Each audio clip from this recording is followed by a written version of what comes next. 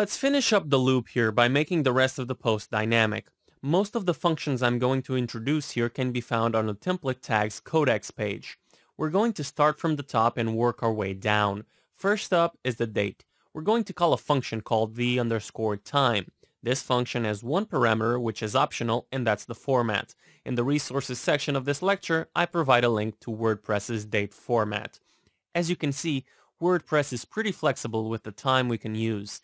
If we don't pass in a time, WordPress will just use the default format provided by the user in their settings. I'm going to pass in the format DM. Next up is the post title.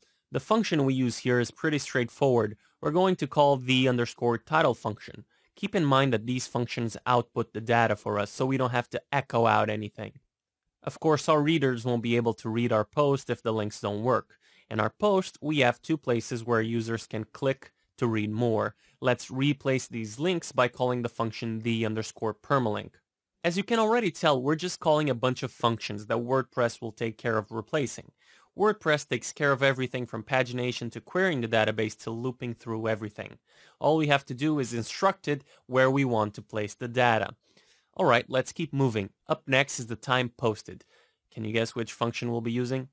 You guessed it, the_time function. This time we're going to use a different format, G:(IA). Now it's time for the categories. As you may have guessed, the function we'll be using is called the_category.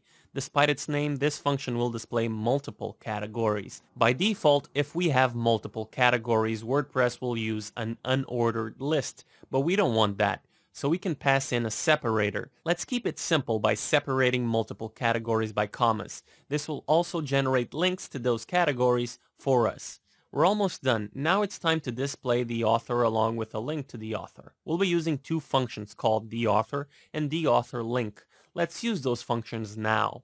Lastly, we need to display the excerpt. The function we'll be using this time is called theExcerpt. Replace this block of text with that function.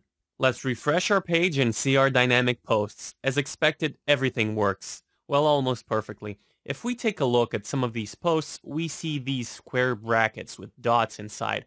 I prefer to just have dots and no square brackets. We'll fix this soon with something called filters. However, in the next lecture, we'll be focusing on pagination.